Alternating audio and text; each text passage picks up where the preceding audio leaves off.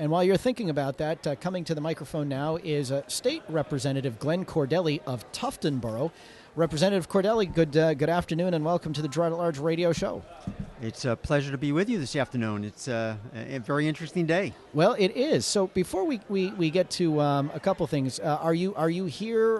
What brings you here, Representative? Well, I am state chair for a group called Patriot Voices, and we are Rick Santorum's group.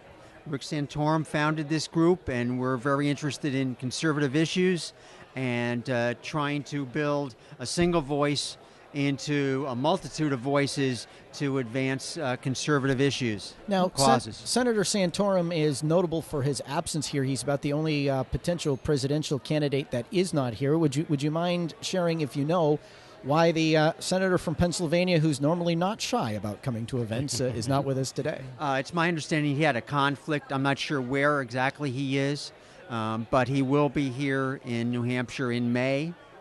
There is a dinner scheduled for May 12th that he will be the keynote speaker at. Oh, really? Cornerstone Action. Yes, I know Cornerstone. Oh, yep. Is that their annual... Their annual dinner, and he'll be the keynote speaker. Well, we'll have to get him in early and get him into our super secret broadcast location above Jacques' Flower Shop for an in-studio interview.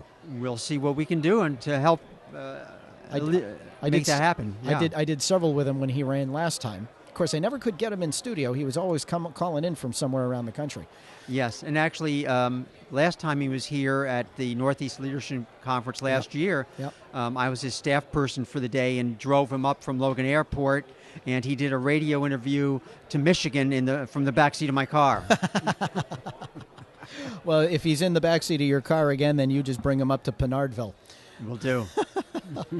All right, Representative. So I guess what I'll do is I'll give you the opportunity. Obviously, if Senator Santorum decides to get into the mix, it would appear that you're going to be a supporter of his. What is it about Senator Santorum that you think he makes him a standout? First of all, I think he's a genuine person. He is true to his values, true to his beliefs, will not back down from those positions, and I think that we need someone, politicians at all level, who will stick up for their values, stick up for the beliefs, and not blow with the winds or the poles. We need people of courage, and I think that describes Rick Santorum. All right. And you are a state representative from Tuftonboro, and if memory serves me, you sit on the House Education Committee. Your memory is correct. And one of the questions that we have asked all of the presidential candidates that have either visited with us today or been guests on our radio show are about what's happening with Common Core and the standardized testing. And it would be helpful, Representative. Now, are you the chair? No, I'm not. No. Okay. It would be helpful, Representative, if you... Yeah, the chair is, what's his name? Rick Ladd. Rick Ladd, yes.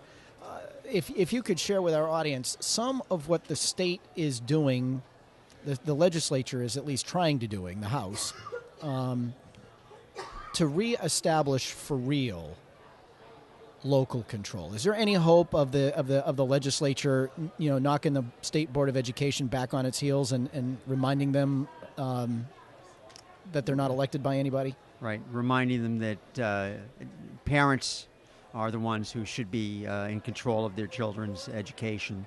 There are various ongoing attempts to do that. We've got legislation that passed the House for opt-out provisions from the statewide assessments.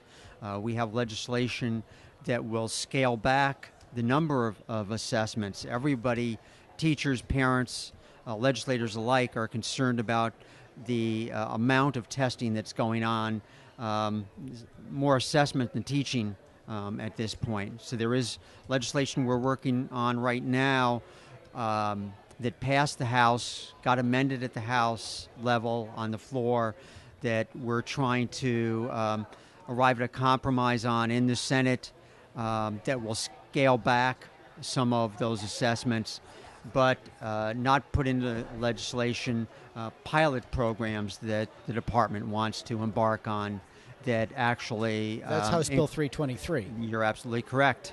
That right now, as it passed the House, includes a pilot program called PACE that basically requires Common Core, and also the next generation science standards, which have not even been debated yet. And like the other Common Core aligned standards, we're looking to adopt them before we even know what they are. Well, I mean, I guess there are drafts of them out there. But it concerns me, though, that you have the State Department of Education that is once again submitting a waiver to a federal law that is expired and therefore arguably doesn't need a waiver. And there doesn't seem to be the ability anywhere in elected government to stop these unelected bureaucrats from completely dictating what education policy is going to be by their submission of waivers. It is troubling. We have, in the House Education Committee, retained a bill this year that we'll be looking at this summer. I made the motion to retain it. That will give us a platform to look at the whole process related to department approval or department requests for waivers from No Child Left Behind, for department grants. So I think that that's going to be very important because there's concern about what strings are tied to these grants. Even when the department signed the agreement, the memo of understanding with Smarter Balanced Assessments, part of it was they had to agree to adopt Common Core at the state level and also notify this Smarter Balanced Consortium of roadblocks in the state legislature, in the state laws, and how the department was going to deal with those roadblocks, which I think is incredible, that this consortium funded by the federal government and monitored by the federal government, would dictate something like that. All right, and while our good friend Sid Glassner here thinks up of a question or two, I'm going to take a moment and thank one of our sponsors. Let me see. Nearly 2 years ago, Governor Bobby Jindal founded a think tank called America Next to explore ideas for the country and its future. He has published policy papers on energy, defense, education, and healthcare, including a detailed plan to repeal and replace Obamacare.